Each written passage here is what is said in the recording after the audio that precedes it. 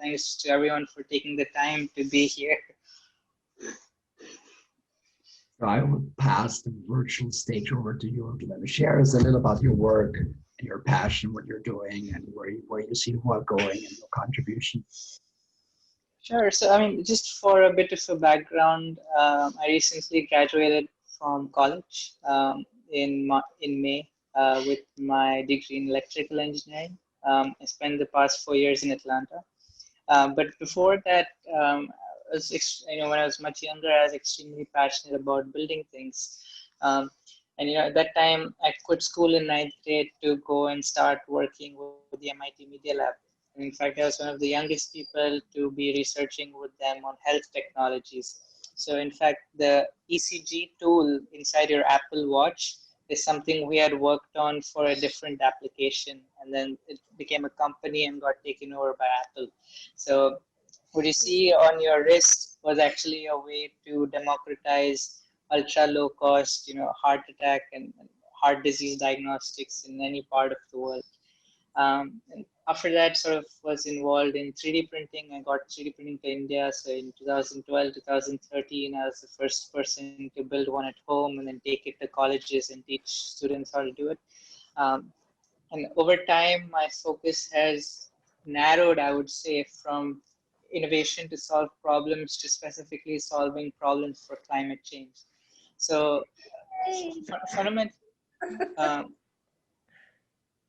fundamentally, a lot of my especially attention right now for the past 3 years has been on figuring out what is the logical steps to take such that you can both safeguard people while trying to make climate change technologies accessible publicly. So what do I mean by that is that there's more than 2 billion vehicles in the world. And even if you have, say, 10 Tesla equivalent sized companies with the same innovation spirit, etc., you'd basically be reverting to maybe 10% of vehicles globally to electric, in next 2 to 5 years. So generally, it's expected that it's going to take 30 to 35 years till we see a very heavy transition to electric vehicles and clean energy at a large scale.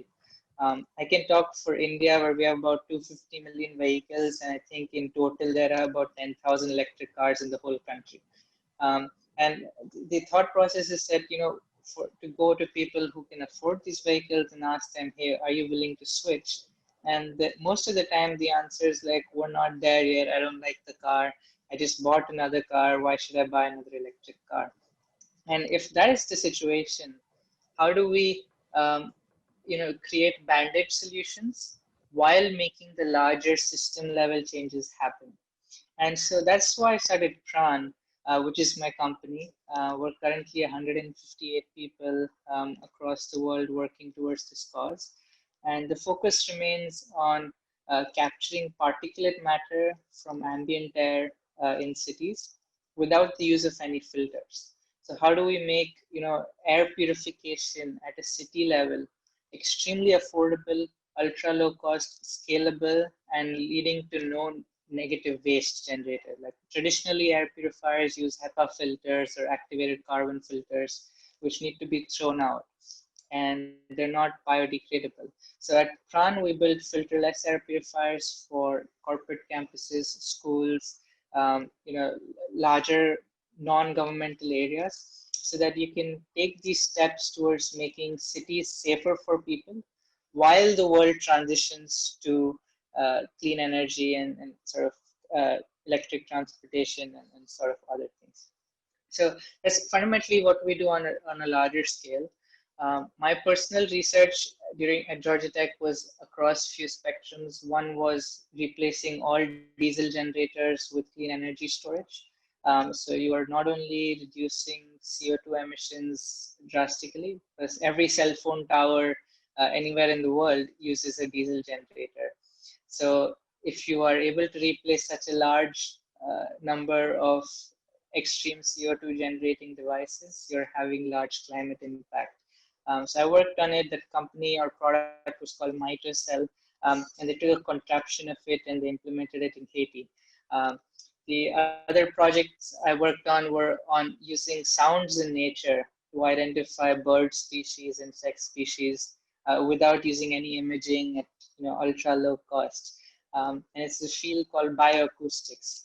So how do we track different species of animals or birds in urban environments or forest environments at ultra low cost? So you can understand growth rates of species, you can understand how they're traveling. How does the population change if you put food sources in different parts of the city?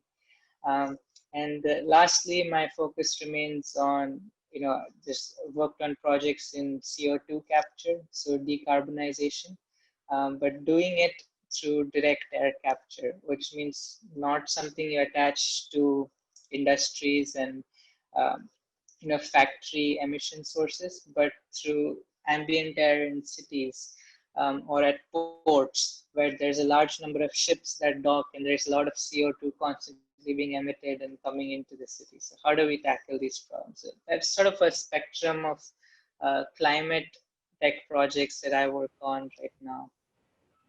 Big innovator. I think someone posted a question. Yeah, you might want to phrase your question because it's also good for the recording to have the question also.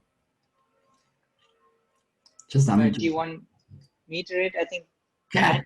Oh, I wasn't asking a question. You have such a broad range of research projects and activations. I just wanted to scribe them so that I could remember them. And thank you for the work that you're doing. So important right now. That's very kind. I think so. Primary focus for my startup remains on making cities more habitable for people. So we capture particulate matter from ambient air in cities without the use of any filters. The second is replacing all diesel generators with clean energy storage, and that project is called MitoCell. The name comes from mitochondria, which is the powerhouse of a cell, and cell because you're using lithium energy storage to power these cell phone towers, etc. And we've done bioacoustics, which is using signal processing and machine learning to understand different species of birds and insects in both urban and forest environments. And lastly is decarbonization. So how do we do carbon capture? How do we make it more efficient to capture carbon dioxide from ambient air and reduce the cost, $5, $10 per ton of capture? It's a very difficult space simply because you don't have such a high concentration of CO2 in ambient air. What we're trying to do is to get rid of, traditionally people use amines or potassium carbonate or similar solutions, which are toxic or extremely expensive and lead to wastage. So we're trying to mitigate that entire problem using some of our own techniques. We're not there yet, so I don't want to talk about it or promise anything. With the other ones, I know they work, so I can talk about it.